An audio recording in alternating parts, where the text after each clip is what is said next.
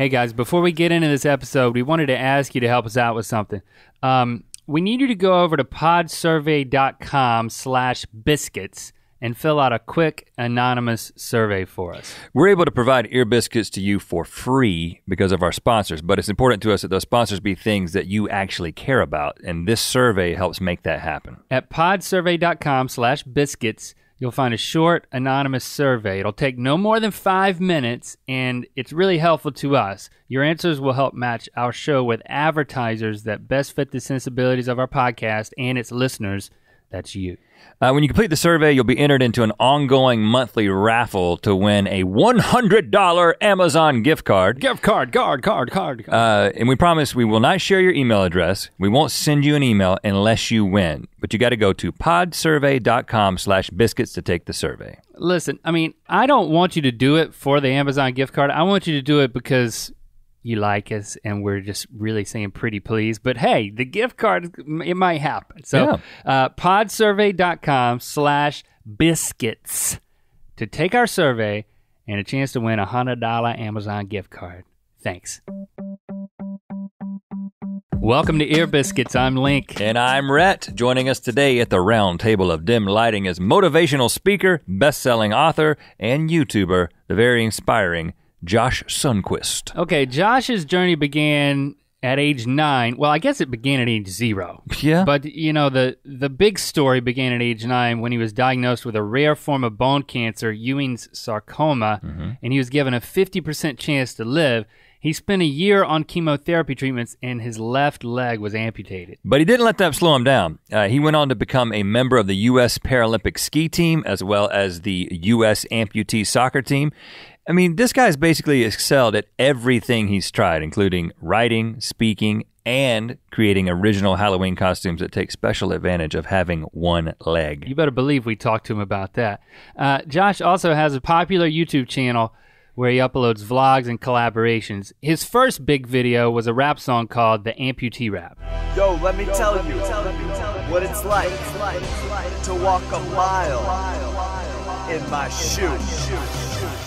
I got one leg, but a smile on my face. You've been smiling too if you had my parking space. My leg is cut off way up at the hip, but using these crutches, I run pretty quick. He's also spoken in person. Believe it or not, in person, that still happens to thousands of people all over the nation using his engaging storytelling ability. How many of you that are like me, and in order to save money, when you go to the movies, you like to smuggle food in your pockets? Anyone do this? So I'm with my friends out front of this movie theater. We're sitting in the parking lot, right? We're putting small candy items in our pockets. My friend pulls out of the trunk of the car a 2-liter of Coca-Cola Classic. This 2-liter, right? And we're like, really, this is not gonna fit in anyone's pockets. I do not understand what you're thinking. But then I think of this brilliant idea. You ready for this? Because my friend is wearing sweatpants, I am wearing shorts. So we switch. I put on his sweatpants. I take the 2-liter, I put it inside of the left pant leg. I tie a knot underneath so it hangs there and looks like my leg is cut off like down here. And then I look down and the 2-liter is just swinging all around. And there's this security guard standing there looking at me, right? And I can tell that he wants to say something. But let's be honest with ourselves. Like, what is he going to say? Like, sir, I noticed that there is a problem with your leg. You are correct, I do not have one. We covered many topics with Josh, including the moving backstory of him losing his leg, the hilarious experiences from his new book, We Should Hang Out Sometime. That's the name of the book. I'm not even though I would like to hang out with you. That's you talking the name to me? of his book. I'm talking to We're them. hanging out right now. I'm not looking at you. When I look into space, when we're You're talking, looking at the people? That's when I'm talking to the Biscuiteers? Dear Biscuiteers. Okay, gotcha. Because I think we hang should out hang out too less. much. Yeah, exactly. We should write a book called We Should Hang Out Less. Hey, that's a good idea. Okay, maybe we'll should talk to Josh about We should that. at least write a book. He can write the foreword. Josh has inspired us to write a book, especially when he shares all the hilarious stories. Basically, he tracked down all of the girls that he dated and tried to find out what went wrong. So yeah, it's great. Yeah, that was pretty good. We also explore the crazy questions he's been asked over the years about having one leg. Now, Josh, he's an amazing example of someone who has been making a living at something they're passionate about and also good at. But that's not an easy thing to do. It's not easy to figure out how to get started.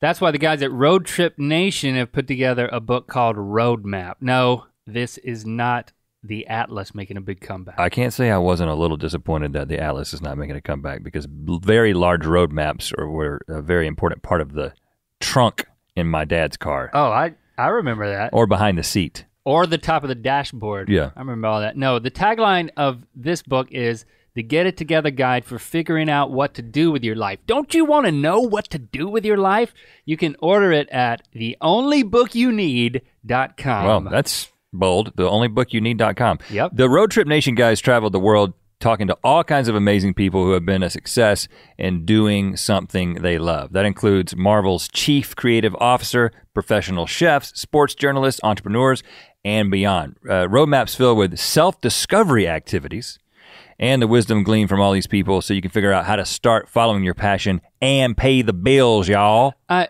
really think this is important. I mean, if I could go back and I had this URL, theonlybookyouneed.com, available to me, I would have gone there. I'm not knocking our guidance counselor, but I'm kind of knocking our high school guidance counselor. I don't even remember who the guidance counselor was. We have engineering degrees, people. I mean, who knew it was as simple as going to We followed no roadmap. Theonlybookyouneed.com.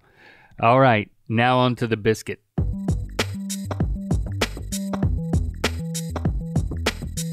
Tell us about your Halloween costumes. Like, we're nowhere near Halloween, but something tells me that you've been thinking about it constantly year-round based on your track record. Yeah, it's become a big thing. I love it. Yeah, thank you. But yeah, it's a weird thing in that, in so many ways. For one thing, like, as a kid, like I grew up in like a really conservative religious home. Okay. And we didn't celebrate Halloween at all. You celebrated harvest? Yeah. We'd have these, the pseudo like harvest festivals or whatever. Harvest festival. I've been to those. Or we'd celebrate the Reformation weirdly. Yeah, it's like, Reformation Day. Yeah, exactly. We'd be like, "Yay, Martin Luther!" But would you do trunk or treat in like the parking lot of the church?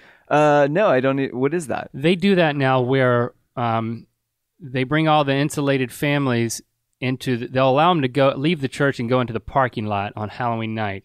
And then they go around to the trunks of cars that the church members have parked, and then they give out candy out of the trunk of the car. Huh. Yeah, and then they go around the neighborhood and they nail the 95 Theses on the doors of everyone.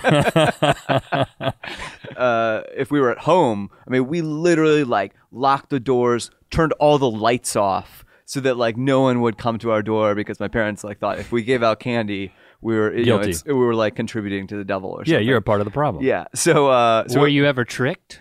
Because of that?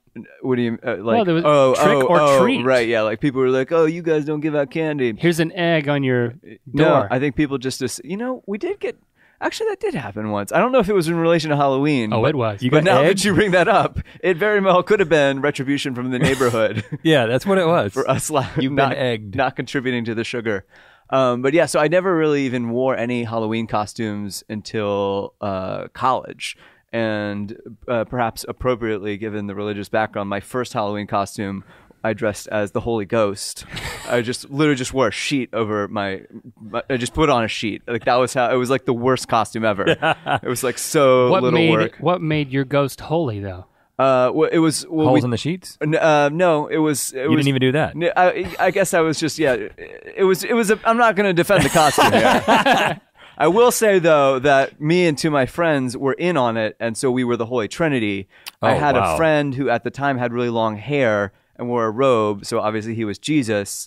And then my other friend had like a long white beard or a fake beard, and so he was God the Father. You didn't send this picture to mom and dad. I don't. Yeah, they are probably listening to this podcast and very upset right now. But sacrilege. But you didn't need just one leg for that. No, that came later. Yeah, like so that technically was you needed no legs. Yeah, exactly. Technically, I had it was a problem that I was walking. I should have just been floating around. Right. But I didn't have the technological know-how for that. So yeah, it was only like sort of later that that I had any sort of amputee related one, and it was the first time I did one. It was after college, and that was when I did a partially eaten gingerbread man, and it wasn't even. It was really kind of a lazy thing. It wasn't like I was like, man, what would be like a clever amputee costume? It was like the last minute. And I think it was from like Shrek, you know, like the guy was like, my gumdrop buttons or whatever. Right. And so I literally just bought a normal gingerbread man costume and just cut the leg off. And I was like, boom, done. This is my costume. And but that drastically increased the quality of that costume. I mean, did you know, did you have any indication that, okay, I'm sure I'm going to put this online, and did you know? No, because this was in 2011. And so this was like, like kind of BuzzFeed, you know, the concept of like viral images was very new. In fact, like the only place I posted it was the now defunct site Daily Booth. You guys remember Daily Booth? Yeah. So like that's the only record I have of the picture is actually Daily Booth. So it's like super grainy. It was on a webcam, of course. But yeah, so it didn't occur to me that it was going to be a popular thing online. But like I put it on Daily Booth, and it was like all of a sudden all these people were texting me, you know, like, I love your costume, it's amazing. But it still wasn't it wasn't a viral thing or anything. But yeah, I went to parties, and the main reaction actually was not so much like, that's an amazing costume. It was like, where did you hide your leg? This is an incredible illusion you've created. Right. And I'm like, I have crutches. Like, why do you think I own titanium one-piece crutches like that I bought for this costume? Because you're a high roller. Yeah, this is how I go with my Halloween costumes. So and it wasn't. Did you follow it up next year with? No, so it still didn't occur to me, like, because again, it wasn't like a viral thing, and it wasn't. Okay. You know, it just never occurred to me, like, oh. But it did eventually. Right. So the next year I was Angry Birds with my friend. You know, it was fine. And then the year after that, my girlfriend at the time, now fiance, suggested, hey, like, you should be the leg lamp from A Christmas Story. Oh wow. Yeah. And I was and I'd looked online, and some amputees had like done that before. Okay. But they hadn't done a real good job. No offense if you're one of them listening right now. But I saw them. I was like, I think I can do way better. And like really go all out. So I got like shaved my leg, got fishnet stockings, got an actual lampshade, and like lit it up from the inside with like a battery pack. So it was like a portable walking lampshade. And yeah. And that one, when I made it, I was like, I bet people online will like this. Because this was by then 2013. So like at that point, you know, images online were like a thing. Right. And so, so basically a friend of a friend posted it on Reddit. And then it like blew up from there. And then people went back and like somehow found my Daily Booth, and they're like, oh, this like, look at this thing you did before, like, and that's when it became like a thing. So then the bar started to raise. What was after that? Yeah. So then exactly. So then it was like clearly, oh, this is a thing. You got to do this. Now people like think I do this every year and have expectations. And so yeah. So then I felt pressure, and I thought, well, like, the Halloween, the costume with the leg lamp was like so popular because it brought back childhood memories for people, you know, like Christmas Story and all, like Fragile and all, you know, all those things. And so I was like, there's no way anything will ever be like that, but you know, I'll try, you know, see what I come up with. And so the next year, this one just happened. I just was at like a zoo once, and I saw a flamingo, and I was like, you know, that looks kind of like me if I'm doing a crutch handstand. And it was just a weird thing. It was just like, I don't know, just because I do like funny speeches about having one leg. A lot of my humor on YouTube is about amputee stuff. Like, I'm just always looking at that stuff. And it was funny because I told a lot of people the costume ahead of time. I was like, I think I'm going to be a pink flamingo. And everyone assumes, oh, of course, because flamingos stand on one leg. And I was like, oh, you have no idea. Just wait. This is going to blow your mind. Right. So, so I got like a pink spandex suit. And very flattering. Oh, yes. It was. You mean you didn't already have one? Yeah. I pulled out my pink spandex suit. Yes, from the closet where I keep all of my onesie spandex uniforms. And I should say that my assistant Lisa, who is a huge fan of you guys and your show, helps me with these. She's very crafty, and she like helps me build these things because it takes a lot of like conceptual thinking of like how are we going to actually make this. And then we got like a elf shoe, which she painted like a flamingo head on, and then I just do. You'd have to. It's weird to describe in podcasts. You have to see it, right? To get it. So I guess Google Josh Sundquist Halloween costumes. But you got they'll all come up. The two crutches are the legs to the flamingo, and then you lean your head forward and go into a handstand. It's like a half handstand, right? So it's like my head is the flamingo's butt, and then my leg becomes like the neck, and my foot is like the actual head, and it has like a beak. It's very convincing. Very convincing. It's pretty like, and I can't really like, I can balance in like an actual handstand on my crutches, but not in that specific position. It's actually like off balance. So it was like it's like flamingo in motion. Yeah, so it was like me and my girlfriend. We just did like a bunch of shots, with just like in burst mode, and just like and we had like one that was just like, this is uncanny. It looks so flamingo like, and we did it. We even went to the zoo too, because I just thought it would be amusing to like do it right beside the flamingos, and it would be, yeah. Yes, and but that was weird walking around the zoo in a pink flamingo, or like a pink leotard as an upside down flamingo. And walking on its head. So then, but you've done one more since then. Yeah. So then the flamingo was just huge. Yeah, it was. Yeah, so it's just like every year it's like more and more pressure, and like people are like, he wins Halloween again, and so then this year I did a foosball player. And it was like particularly sort of meaningful to me. And the reason I thought it was cool is because this year I had the opportunity to make the U.S. amputee soccer team. Right. Which was cool because like before I lost my leg when I was a kid, I played soccer, and I hadn't really like played it since I became an amputee. And now there's this like amputee soccer sport out there, and like the U.S. team is finally like good enough that we went to the World Cup this year. So it was like a cool like personally meaningful thing to me to be like, oh, I'm going to actually dress like as a semi-soccer player in a foosball position. And so, this one was actually really difficult to construct because we really wanted to have the illusion of me floating.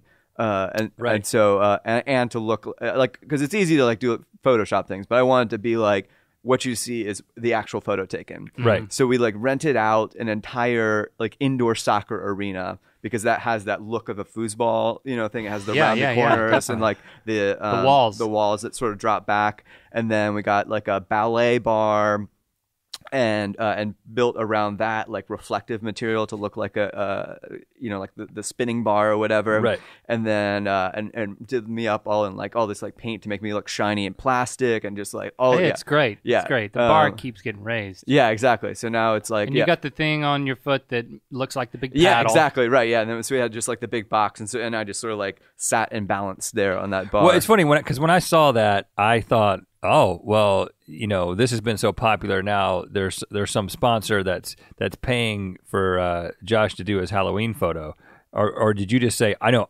because it was so like over the top and produced? Or are you just like, no, I've taken it upon myself that I'm just going to make this happen every single year? Yeah, I did. So I sort of tried and failed, semi-failed at doing like a Indiegogo. Okay. So I put it up, and it was like, as people do when you do Indiegogos and such, a lot of people were like, what? Like, why would we give you money? Like, people on the internet just want my money. Well, like, because it's awesome. Yeah. So a lot of people did give money towards it, but I honestly put it up thinking like, people will think this is cool and fun. Like, I'm happy to pay for it myself. Right. So I got some money, but I paid for most of it myself. It was pretty expensive. I'm not gonna lie, it was pretty expensive. But like, because I hired like a real photographer. We had like all the lights up and everything. Right. But to me, it's a great investment because people love it, and it's like, it honestly is a part of like the business of what I do. I make my living mostly as a motivational speaker, and a lot of people, like when they contact me to speak, they're like, we love your Halloween costumes. Like the costumes sort of capture the message of what I'm going to share on stage. Mm-hmm. And so it's like, it's really kind of the best possible advertising I could do is to like invest in a really great costume. And we should say that those are at the top of your YouTube channel even now. So if you go there to enjoy your content, you can see them. That's the easiest way, just to see them all in collage form. Yeah, they're all right at there. once. Yep. Take us back. Let's go. We'd love to get your story from the beginning. which I'm sure you've told many times, but I'd like to piece it all together. So, as a child, kind of overview. Yeah. So I, like I said, I was when I had two legs as a kid, I was real into soccer, and when I was 9 is when I started having a lot of pain, and it was I guess sort of poignant in that literally the same week that I was going to try out for my first travel soccer team was the week that I had a biopsy where they found cancer, because I'd been having like a lot of pain and whatnot, and so they were like had to open me up, and it was a really aggressive form of cancer. I had a 50% chance to live. Wow. So it was very serious. I mean, a 9-year-old. You remember getting that news? Just is the doctor talking to you? Is the doctor talking to your parent? Yeah, so my parents told me. Yeah, there's an interesting thing in kids around that age. Parents sort of make the call as to how much information they want to share with a child. I was old enough that my parents chose to tell me everything, and I'm glad they did. But it's a weird thing because they told me, like my parents told me that it was almost like a Santa Claus thing, oh, but don't tell the other kids, because they were not other kids at the hospital might not know how sick they are, so don't tell them that they have cancer, because they might not actually know. And they told you your chances of survival. They went there too, huh? Yeah, and in that moment, that was good news to me, because as a 9-year-old, the only thing I knew about cancer was my grandfather had died of it, and so to me, I wasn't even cognizant that there could be ways to treat it or survival. Okay. So I immediately thought, I have cancer, I'm going to die. So actually, it was in retrospect and sort of ironically good news that they were no, actually, the doctors have told us your kind of cancer has a 50% chance of survival, which of course is still very low. So I started chemotherapy treatments. I had a tumor in my leg, in my femur, which is the bone from your knee to your hip. And after about 3 months, the tumor was still the same size. So something had to be sort of done surgically. And there's a lot of different operations besides amputation that are possible. You can take out the bone and put in a metal rod or a cadaver bone, all kinds of wild stuff. But the amputation is just by far the best chance of survival. And it's also, if you try to do what's called a limb salvage operation, it's your leg is very fragile. And so to me, it was I would, as a athletically oriented child, I was well, yeah, okay. So having one leg, it's going to be harder to do stuff, but I'm not going to be fragile per se. I can do whatever I'm able to do physically, whatever I can figure out how to do with one leg. The doctor's not going to be no, you could break, if you do that sport. Right. So yeah. And so you helped make that. Yeah. It was me and my parents. We met with a lot of doctors, got a lot of opinions, met with amputees. Yeah, and I mean, obviously, yeah, it was a huge decision. But yeah, I felt very much like it was a joint decision between my parents and I, and I'm really grateful that that they involved me with that, right? Because I could see a child who wasn't involved looking back later and being my parents chose this for me, this life, whatever. Right. Whereas I look back and say this is the life I chose. Yeah. So so I lost my leg.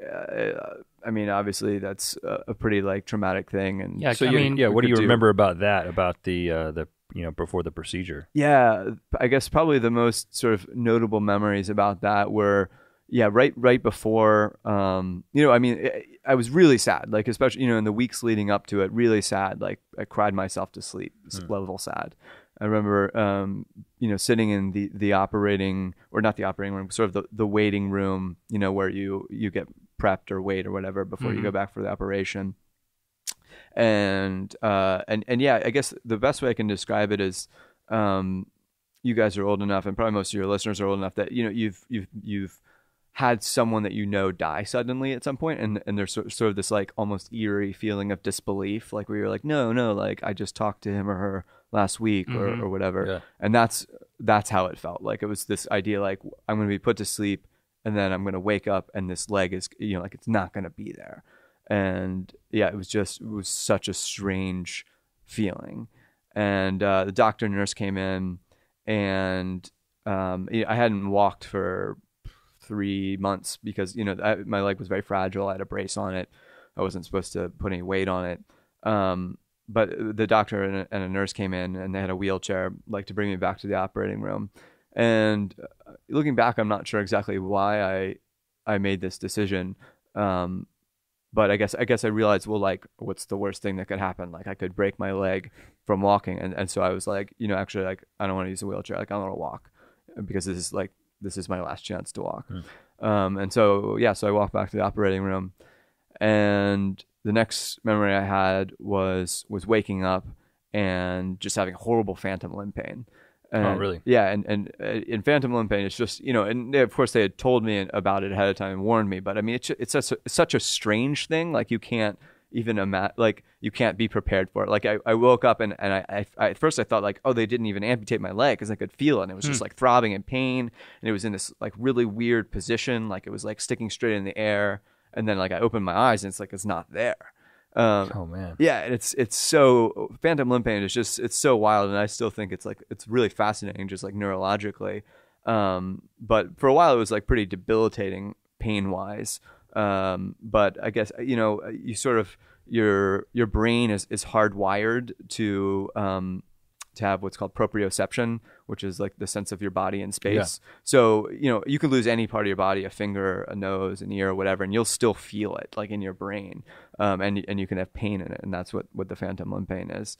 So, so I went through that for a while, but, I felt like, I went through a lot of the grieving beforehand, and afterwards, I was, and I don't want to like take credit for it myself. I think I had like tremendously supportive parents and friends and family, who had raised me well and had really like rallied behind me. But I really bounced back, I think, a lot quicker than people were expecting, and maybe than some people perhaps ever do, with an amputation.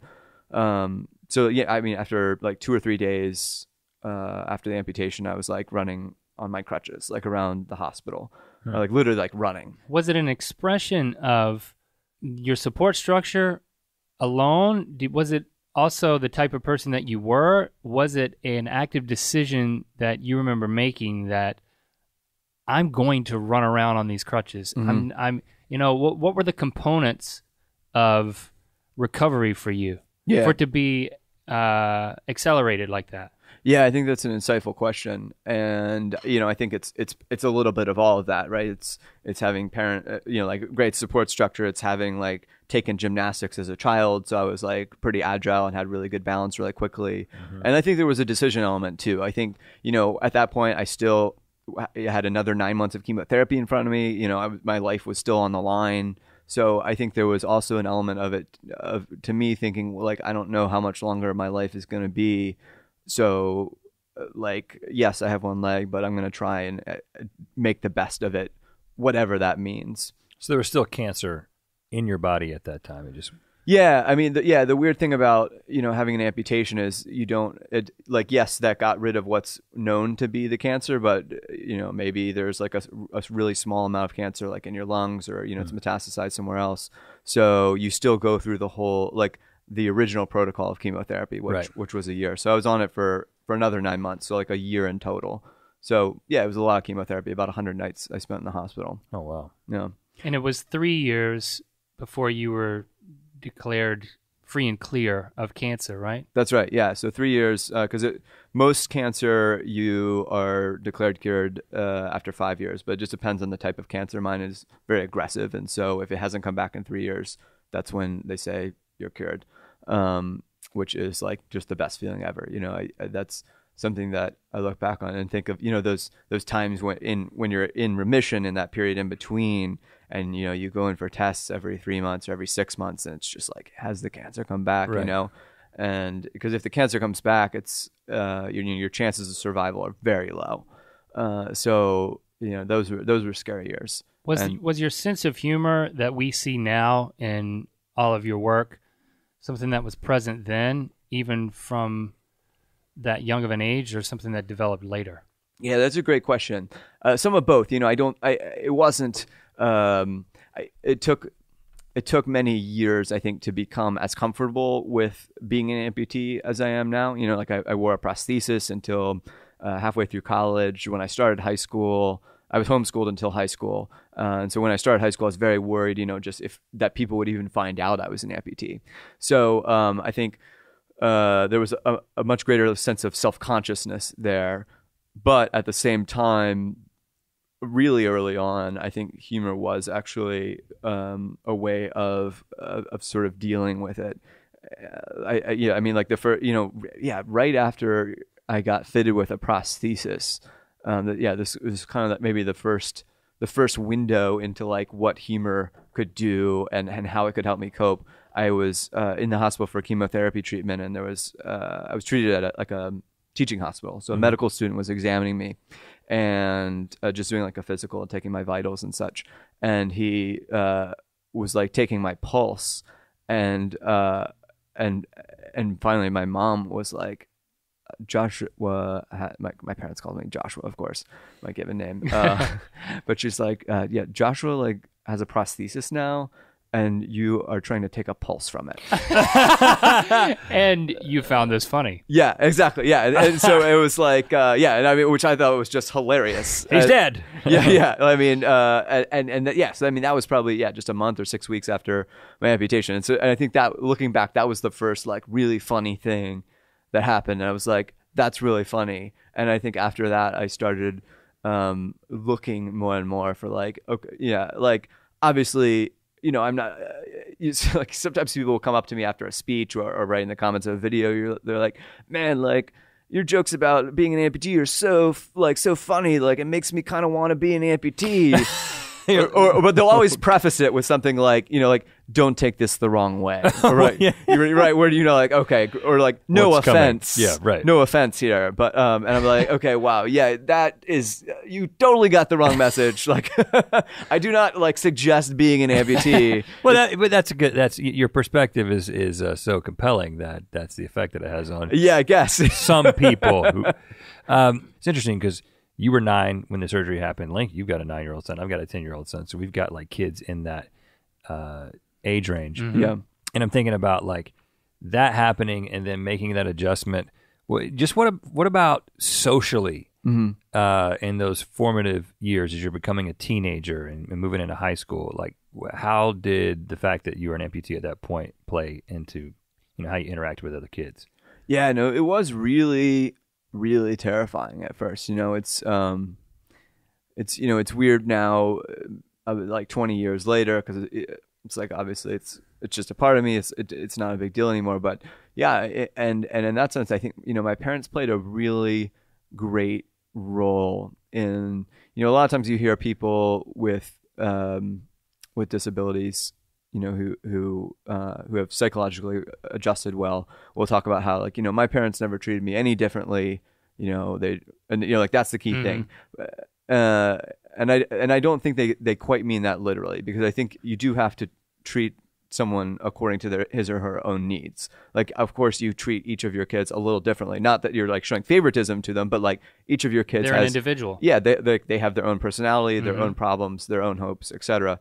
So, you know, I think that my parents, you know, there were times, you know, really early on, where I was pretty nervous to like, for example, like to go to like the swimming pool, you know, and they found like a friend of ours but I wanted to like swim. I wanted to try it, you know, and so they found like a friend of ours who like had a pool at their house. So I didn't have to go to like a public pool. And, you know, I'd gone to like summer camp before I lost my leg, but I was really scared to go back. And so they like basically like bribed me. And I was, in retrospect, very easily bribed, considering like how scared I was of summer camp. But they were like, if you go to summer camp, we will give you $25 that you can spend at the snack shop at camp. Oh yeah. And I was like, $25 of ice cream? That is amazing. So it was like, that was like so game changing. It's like, so you went? Yeah. And did it work out? Yeah. And it was awesome. But it, you know, it was like, it was like stuff like that. Like otherwise, without that ice cream, like there's like it seems so silly. It wasn't worth it. It seems so silly, but like that really was like a deciding factor of me going, and I'm so glad I did, you know, because then it was like that was when I started to get exposure to other people. Because of course I was in a unique situation being homeschooled. Like I wasn't immediately thrust into an environment with like hundreds of kids at once. I had like a social network, but my social network was like my church and my homeschool group, which was like a pretty small group and a very close knit group. Yeah. And so in that sense, I was lucky to have friends who were, I think, very mature and came from like homes where parents were like giving them like sort of like, you know, don't, you know, like Josh is still like a normal person, like treat him as such kind of thing. I'm sure there are many milestones, but how do you get to become a motivational speaker? Yeah, so I started giving, the first time I was like giving talks was right around that time when I was like 9-10 years old. Really? Yeah, doing, at that time, not like what I do now, but they were like fundraising speeches for my hospital. So, you know, I was like sort of like the poster child to be like for the donors to be like, look, the hospital is helping me survive. You should give money. Here's a funny story about a resident that, you know, who thought I had, or, you know, who tried to take a pulse from my leg, which in retrospect is like the worst possible story to tell. Like, yes, your hospital is like a malpractice suit waiting to happen. Give it money. Right. But yeah, so that was the first time I was sort of in front of audiences and, you know, started to grow comfortable with that. And then when I was 15 years old, and by that time in a public school, a motivational speaker came to my high school, and I just like saw, you know, his speech and just thought like, this is the coolest thing ever. And ironically, you know, I was really interested in doing it, but I was really afraid because I was like, oh, you know, I think to be a motivational speaker, you have to have like a really interesting life story, and I don't have one. Which is okay. Yeah, I know. It's like looking back, it's like what? But like at the time, it just didn't occur to me that my life was that interesting. And so my early speeches were terrible because number one, they were like super like didactic, and just it was like I listened to other motivational speakers and tried to be like Tony Robbins, you know. So I'd get up and be like, "You must have goals," and like blah blah blah. I'm so awesome, and you should be like me. And they were just so bad, and nobody paid attention. And then gradually over time, I realized the times that people were paying attention was in, you know, the short moments when I might have an anecdote about myself or what had happened to my leg or the cancer or whatever. And then gradually then I realized, oh wait, I actually do have a story, and it's a story that people are really interested in, and that people naturally create a metaphor, right? Like most audiences are not composed of amputees, but everybody has that thing for them, you know, whether it's something physically obvious or something, you know, from their background or their emotional state or a developmental disability. Everybody has, you know, that thing that they're sort of insecure about that they're dealing with. And so to hear a story, hopefully from someone who's been through something like that and has come out relatively well on the other side, was and is a story that seems to help people, and that's why I have the privilege of having that job. Right, and you've done quite a bit of it, and you know, I think my suspicion is that when you do motivational speaking, that you probably get called into lots of different environments where you find yourself, I'm speaking to like this convention for whatever, like does it get weird? Yes. What are some of the weird places that you found yourself speaking? I would say maybe interesting would be the positive spin I would put on it. But you're right. It's really interesting that because I you know, some types of speakers might be an expert on something like leadership or teamwork or whatever, but because I'm just sort of like a life story speaker, you know, I talk about my life story and I apply sort of lessons about overcoming adversity and try to relate to that to what individuals in that particular audience might be going through. Because that's a pretty universal message, I have the privilege of speaking to a really wide range of groups. So yeah, I mean, like I spoke to a group of cowboys like 2 months ago, like literally cowboy, like they are literally cowboys. Like in Wyoming or something? North Dakota. Yeah, I mean, I was the only person. I felt uncomfortable because I wasn't wearing a cowboy hat and did not have cowboy boots. Like that was Okay. the first time in my life when I've been like, wow, I feel weird because I'm the only one without the cowboy hat. Did you address that? Yeah.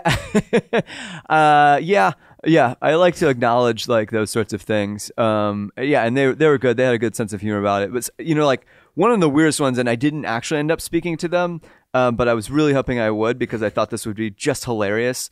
It was like a convention of the what would you call it? Like the tanning booth industry association. And I was just like, okay, like I'll definitely speak to you guys and like that's cool, but like I mean, you guys kind of have a thing that causes the disease that I had. Like it just doesn't seem like Yeah. It just seems like if Kinda. I mean like within moderation, I'm not judging people who go to tanning beds. That's fine. I just like if I was planning that convention, I wouldn't be like, let's get that guy. Like if like if I was like right. If we were like a smoking convention or whatever, or like we were Philip Morris, like we wouldn't be like, let's find a guy who's overcome lung cancer. Yeah, right. It's like it just seems like I'm not the person that you want.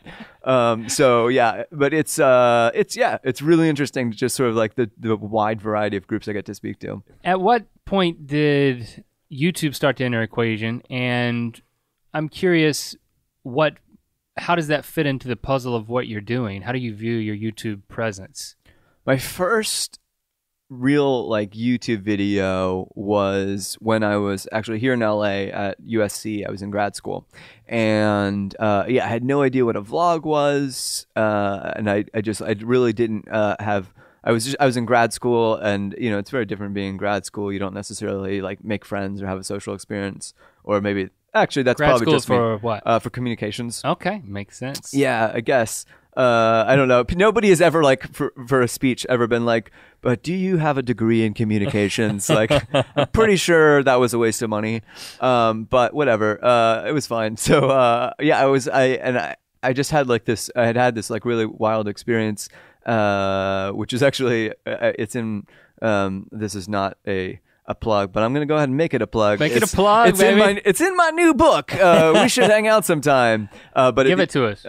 So yeah, because the book is about I had never had a girlfriend when I was like 25 years old, and I tried to date girls a lot, and I had these sort of like 1 or 2 date relationships, and people were always like, Josh, I mean, you're not like too creepy, and we assume you're not like a serial killer or anything. Like, why have you never had a girlfriend? And I was like, I really don't know. I have theories, but I don't know. So I went back and like investigated, by which I mean I found like all the girls starting in middle school that I had tried to date, and I would like have coffee with them or email them. You physically found them, yeah, and had a physical face-to-face conversation. Well, face to face. You had an auditory conversation, not a physical conversation. Yeah. It was mostly a conversation of words. Okay, good. Mostly. Yeah. Maybe a hug or something involved. A polite handshake. Didn't get too physical. Yeah. This is quite a quest. Yeah, it was, and a great idea for a book. Yeah, and I'm proud to say that I didn't do it like for a book. Okay. It wasn't like it was, and maybe that's just even more weird that I was just like, here's a personal development project I'd like to do. It was only like later that I was kind of like, this could be a book. This is kind of funny now. Now that I have a girlfriend and there's a happy ending once I determined that. So I had this experience where there was this girl that I was trying to date, and she was actually a contestant in Miss America, and you're on the right track so far. Yeah, so I want to be clear. She was Miss North Dakota, right? Yeah, how'd you know that? Oh, well, how did we do research for this? Yeah, that's impressive. Yeah, that's the one. Well, and you just spoke to some cowboys in North Dakota. You make it in North Dakota quite a bit. I do. And I didn't think there were any humans there. Yeah, you've been there at least twice. No, it's I've spoken in North Dakota a weirdly large amount. I actually calculated it once. North Dakota's population is shockingly small, 600,000 people in the whole state. And there was a time when I had spoken there so often that I had spoken to a multiple percentage points of the entire state.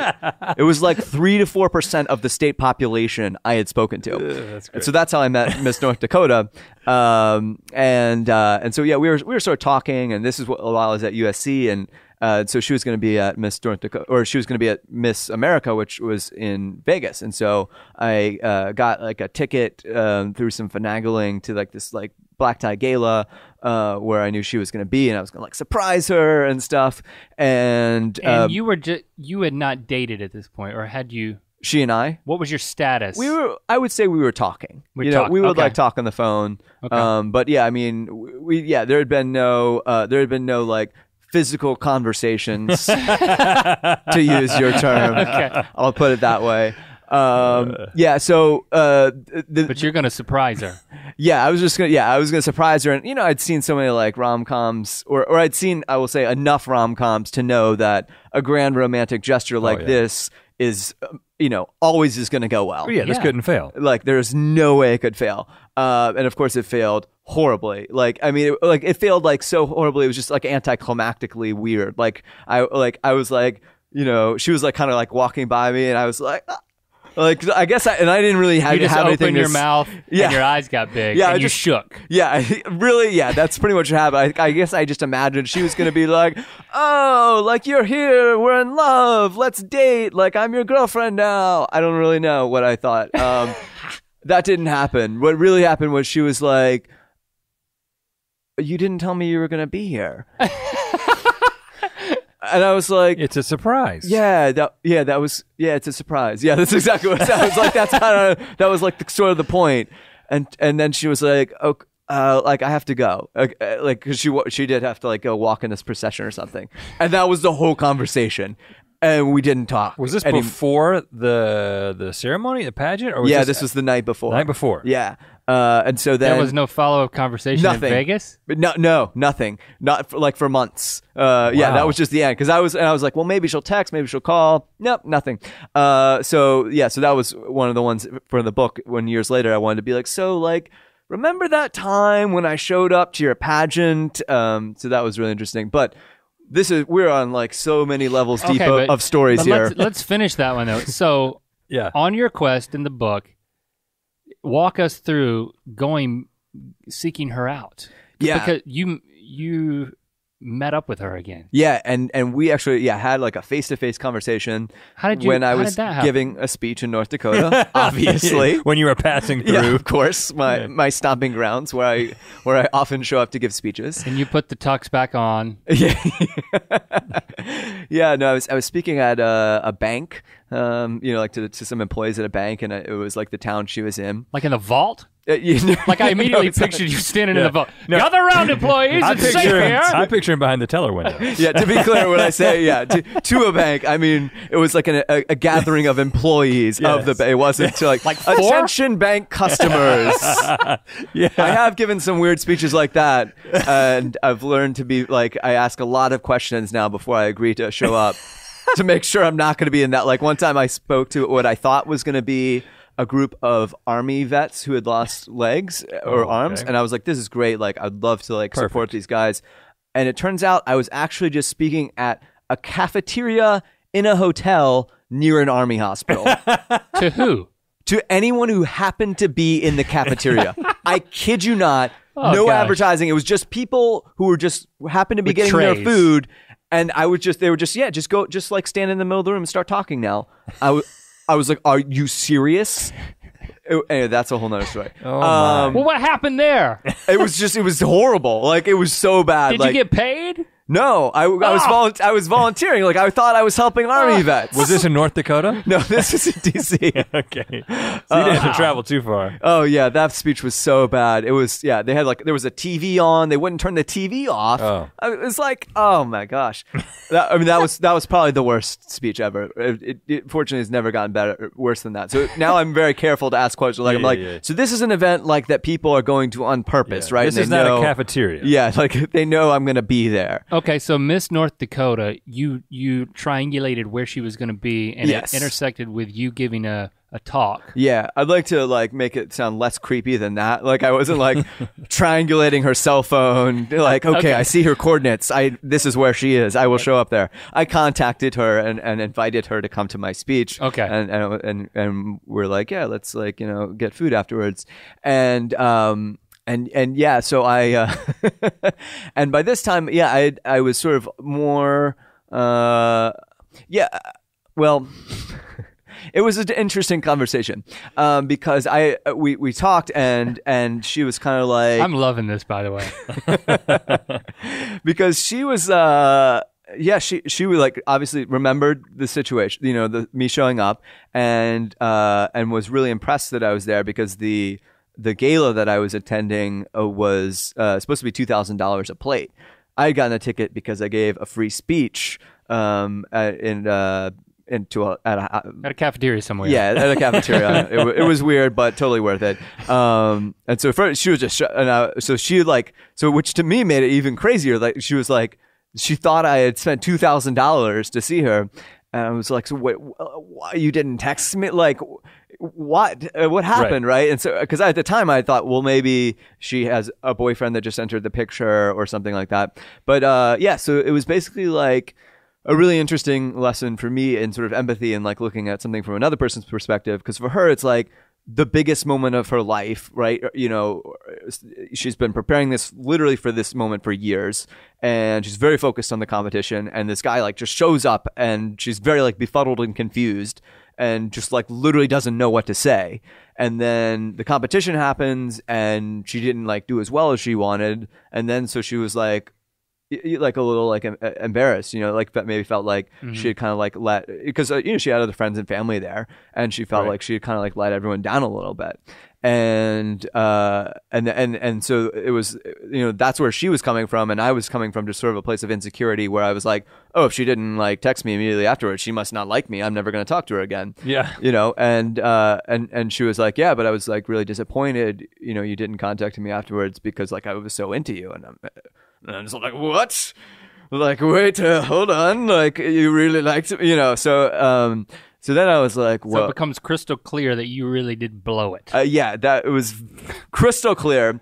Speaking of crystal, it was soon, and I was beginning to get thoughts in this conversation like, well, maybe now that we've kind of figured this out. Late than never. Yeah.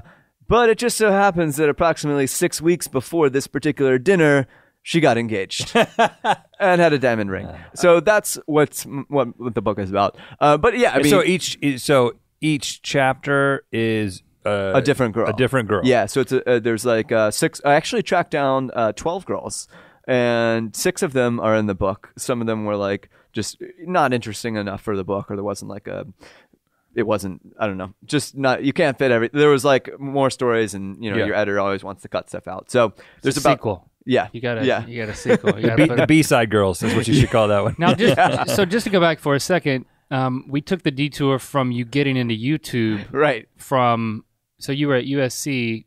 Yes. So I had this experience. I'll give you sort of the abbreviated version of the story.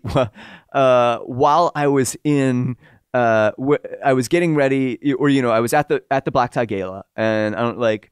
You guys have you ever worn a real bow tie before?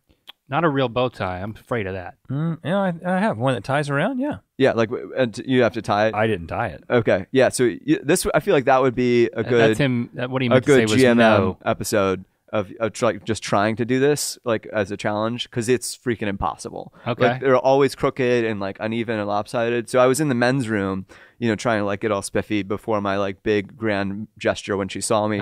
And I was, I'm like worried about my bow tie, but it's like, it's so hard to tie, right? I'm just like, like I can't get it. I was really frustrated. Yeah. And I was like, man, the next time I wear or next time I wear a bow tie, I'm going to do like a clip on, like what you wear to prom, where it's like pre-tied.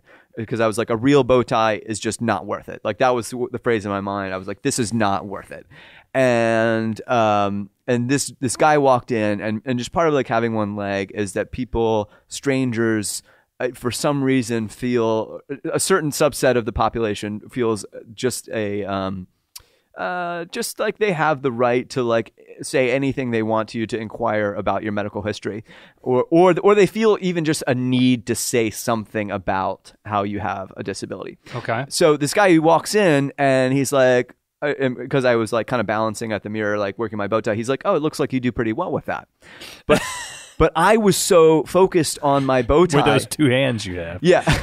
But I was so focused on my bow tie, and like, I don't, I talk a lot about having one leg in my speeches and videos and stuff, but I don't like necessarily actively think all the time, like, I'm an amputee, this is my perspective. So like, I wasn't really like, I thought he meant my bow tie. So I was like, oh, thank you. Like, I appreciate that. and this is like the totally true story. So we go over like to the urinals. I guess I like gave up sort of, or came to a satisfactory point in my bow tying. And we're both standing at the urinals, kind of nearby each other. And I was like, I'm still thinking about my bow tie, and he's like still thinking, presumably, about my life situation. And I was like, I'll tell you though, it's actually pretty difficult. Like, it's pretty difficult. You start opening up to the guy about the bow tie. Oh my goodness. While we are peeing. And the dude is like, yeah, like it looks like it would be pretty difficult. And then I said, I kid you not, I was like, in fact, tonight I've been feeling like it's just not even worth it.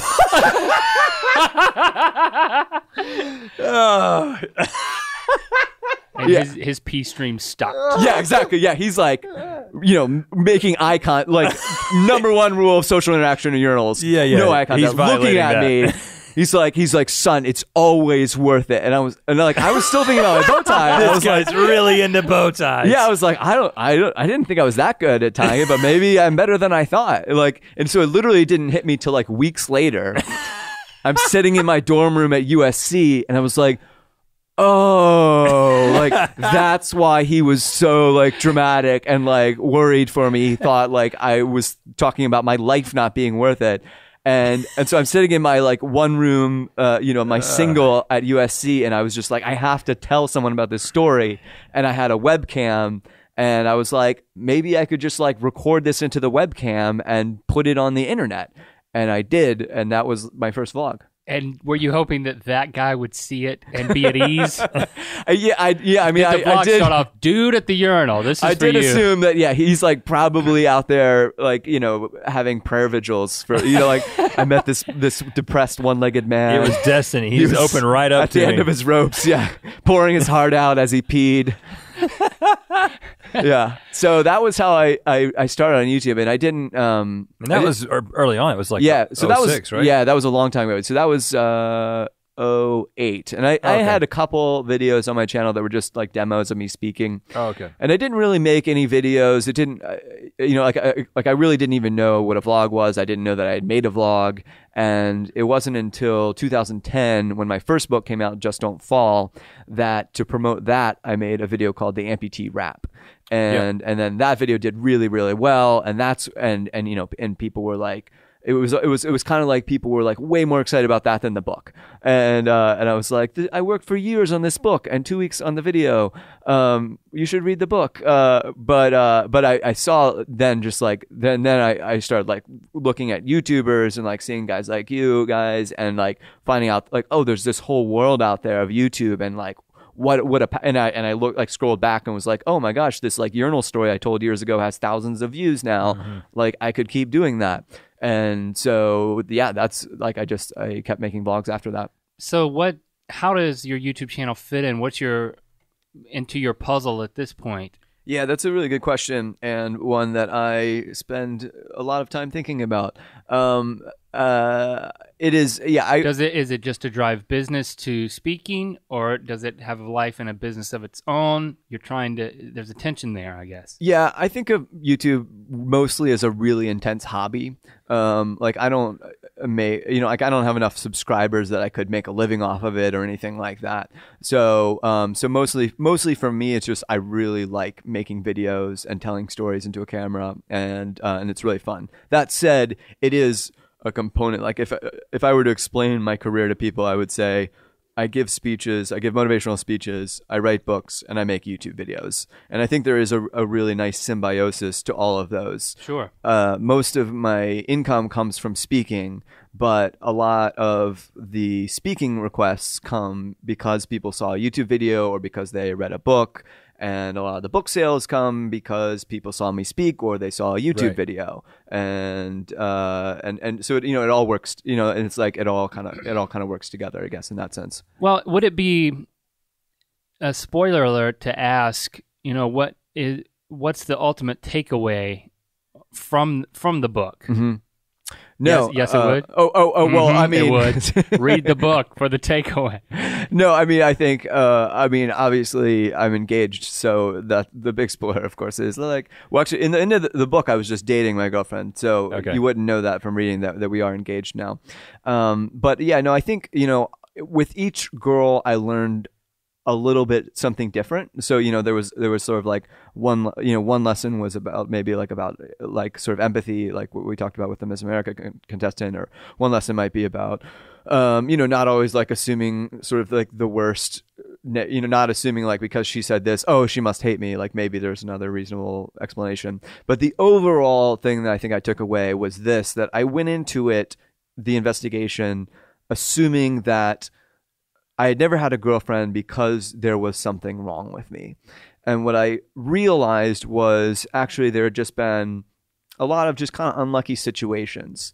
And if there was anything wrong with me, it was that assumption. It was thinking that there was something wrong with me. In other words, it was like having that insecurity, that doubt, that like thinking, oh, there's something like inadequate about me, right? Because like that's the least attractive thing in a person, right? But the most attractive person, by contrast, is someone who is confident in who they are, like flaws and all. They're like, this is who I am. I accept myself as who I am, and I think like that's what makes you a tremendously attractive person to someone that you might be interested in dating. Right. And how did your fiance feel about all the stories about all the ladies? Yeah, I definitely like talked to her a lot about it, before it became a book, just to like make sure she was going to be cool with it. And I think she was really pleased to be the happy ending of the book. Like I think like really pleased that you were such an idiot all along the way. Yeah. No, I think she's like is kind enough to think that she's very lucky that the other girls didn't discover me or something.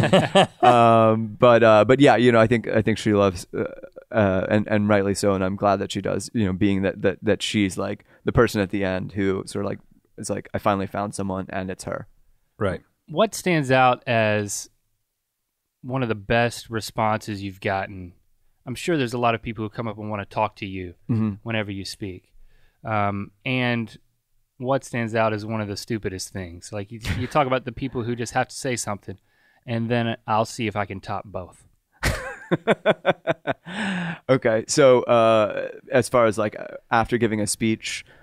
Yeah, I mean, there's got to be. I imagine, or just anything you've done in public. I imagine the rewarding moment of someone wanting to. You've opened up and inspired. Yeah, they want to give back. Someone said, I imagine there's been a lot of people saying great things to you. Oh yeah, so I mean, so many amazing things, and that's certainly like one of the coolest and most rewarding parts of the job. Is being able to do something that I really enjoy, like performing and sharing my story. And that I get to do it professionally, and that it's something that helps people.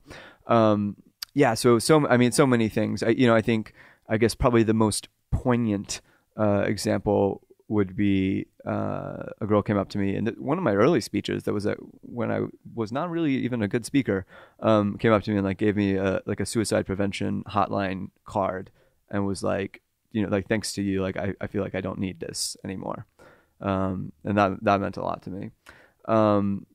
And so as far as sort of the flip side, I've really heard it all. It's like people after you give a speech, because they've just heard you, and you guys probably relate to this as YouTubers, like, when you meet someone and they're kind of like, wait, why aren't you doing a YouTube video for me right now? Like if you ask them a question, or if there's like a pause, they're like, hold on, why are you not, where are the jump cuts? Like, yeah. And so, people kind of come up to you after a speech and they're just kind of like, where's my motivational speech? Like, why are you not speaking? Why are you not, why are you not telling long stories with jokes right now?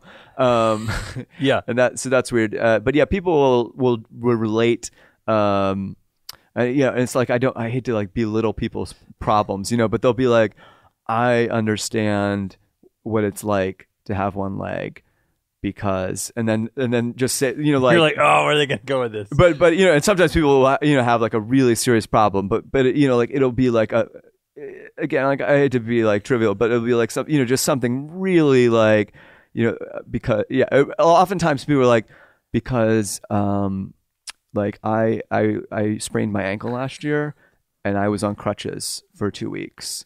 So like I totally get like what you've gone through. And I'm like, cool. I'm glad. I'm sure you're always gracious. Yeah, I try to be nice. I'm like, cool. Like I'm not trying. Yeah, it's like it's a little different. But I'm glad that it spoke to you. Yeah. I don't know if I want to. I don't know if I want to. Try to top that. Well, I mean, you don't have to top it, but share your what are some meaningful and really strange things people have said to you. Oh no, I was gonna try to be one of those people and ask you something. You were gonna try. I thought it was gonna be like story time with. I didn't know where you were going with that either. You know? See if I could ask something even stupider than what people have asked. Oh you. man. Oh, if you want to talk about stupid questions, wow. Like, I mean, just in terms that's of what I mean. In terms of just pure questions, yes. How about this one? What do they do with the leg after they get rid of it? Yeah, I don't think that's a stupid question, and that's something that I would be curious about. I mean, I kind of know. They like study it to like because just for like sort of case history information to know.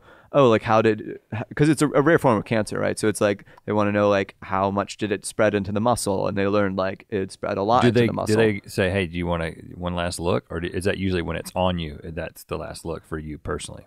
Yeah, no, I didn't have anything like that. I've heard of amputees like keeping their like fingernails or toenails. I didn't like ask for that. Kind of macabre. Yeah, it seemed a little weird to me, and I feel like eventually you would inevitably come to some ceremony where you're like, I'm going to like throw these into the ocean because I've moved on, So if you wanted to take the leg, they wouldn't have let you do it. Probably. I should hope not. Dentists won't let you take a tooth. Yeah, you can't. Yeah, you should hope that they would not allow you to walk out with an actual limb.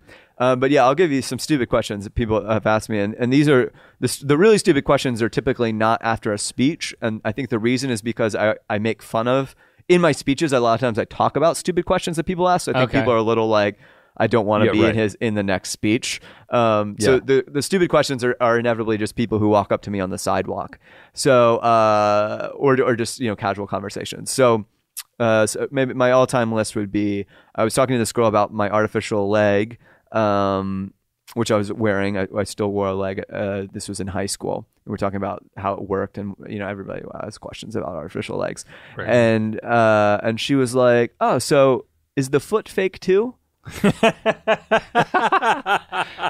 Really? Yeah, wow. Really, like totally serious. I don't know. Like I just don't even know how. Like what the like.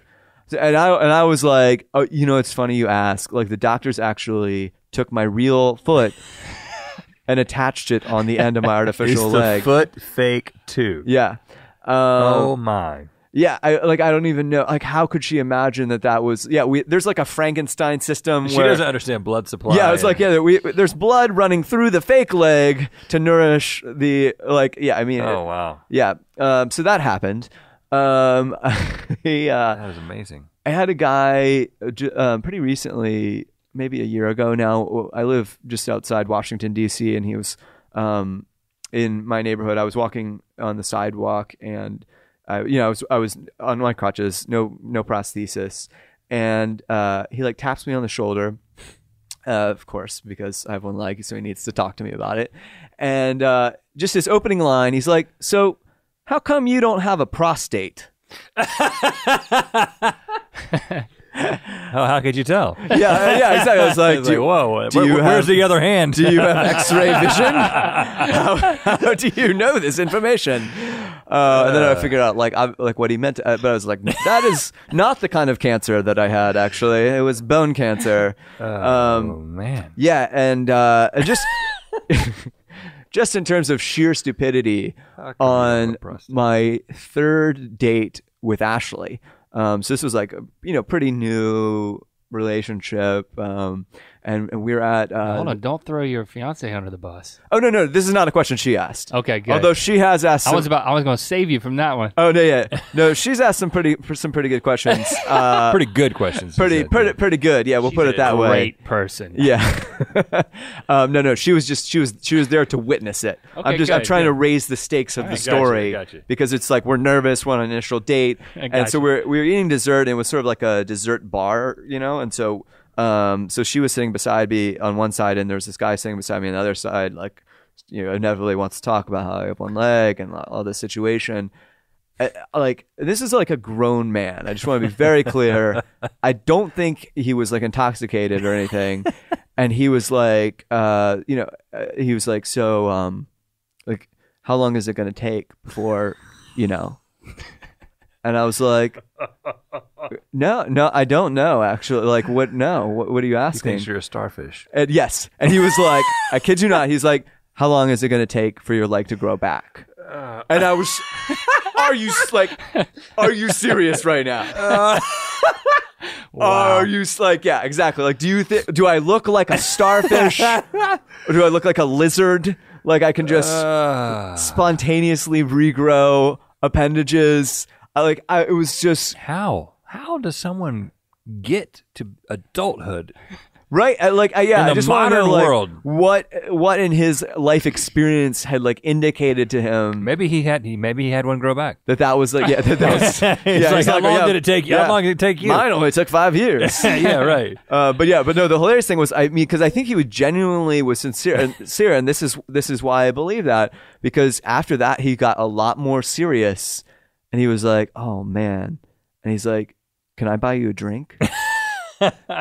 After you told him. That we know that it's not coming back. Yeah, because I was like, yes, thank you. This is a great solution. I can turn to alcohol to like help me feel better about how my leg is not going to grow back. Let me buy you a drink, son. Yeah, I'll buy you a drink because that leg ain't coming back. He should have just said, well, just grab and pull right here, and it'll probably only take about a second. Yeah, right. Well, I know we didn't even get into it, but people can read your first book, Just Don't Fall, when you were a skier too. That's right. Yeah.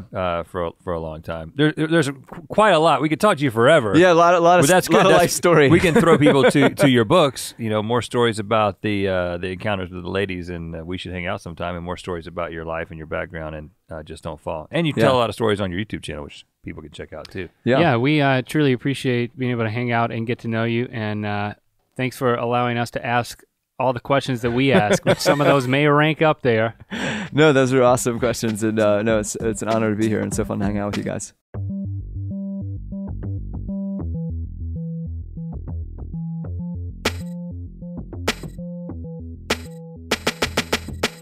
And there you have it, our Ear Biscuit with Josh Sundquist. Let him know what you think by tweeting at him. His Twitter handle is Josh Sundquist. There's a D in there. Yeah, I always make sure to say the D. Quist. Sundquist. It's not Sundquist like Sunkissed. It's Sundquist. Hashtag Ear Biscuits. And also make sure that you watch our Song Biscuit with Josh. And check out his book, We Should Hang Out Sometime. .com. That's the way it's done these days. You write a book and then you name a website. That's the same thing as the book. Yeah, where you can get it. We should hang out sometime.com. Maybe we should write a book. Maybe we should do the same thing. It's such a good idea. We could get his permission first. We go track down our ex-girlfriends. Well, and the interesting thing is a few of them are the same girl. Yeah, so a couple of chapters, there would be the crossover chapters is what we would call those. Right. Leslie and Amber. But the thing is, I think we know what went wrong with Leslie that led to each of our breakups. Yeah, we didn't talk to her. I don't need to write a book about that. Yeah, I didn't know how to speak to a girl. Right, yeah. And I was afraid of her. With Amber, I don't remember. I think with you, it probably ended the same way. You didn't know how to manage a relationship. I think I had a real relationship. There could be a chapter there. With Amber? Yeah, I'll write the Amber chapter. You can offer commentary and like this. We'll do a thing where when one guy's writing, the other guy writes in the margins, but it's part of the book. Who are we kidding? We've talked about our ex-girlfriends so much that we can't write a book. I mean, you've heard it all, people. I mean, so instead of you buying a book from us about our ex-girlfriends, we're just going to remind you to take the podsurvey.com/biscuits survey. Again, that takes 5 minutes. Thanks for listening this long. You're a true listener. You're still listening to us. And like we said, it will really help us out to find out what you're truly interested in. Let's line up some advertisers that make sense for both of us so that you don't have to pay for this podcast. Yeah, because if it doesn't work, we're gonna start charging, what are we thinking about charging, $1,000 per download? Is that what it is? Yeah, that's the price point we set. So per person, So you it's know. either that or go to Pod That's Survey. very expensive. I know you like this, but .com that would be very expensive. /biscuits. That would be like a salary a year per person just to listen to this podcast, and you don't want that to happen. All right, so the Ear Biscuit is winding down. You can hear the music back there, so just go ahead and pull up that, Apple T browser window. Oh, what if Unless they're you're on a driving. Windows machine? Whatever that is, Apple W. I think there's an actual window instead of an apple. It's like a window that's flying through the air. Podsurvey.com/biscuits. Biscuit. Podsurvey.com/biscuits. More than one biscuit. With an S. Yeah. Podsurvey.com/biscuits.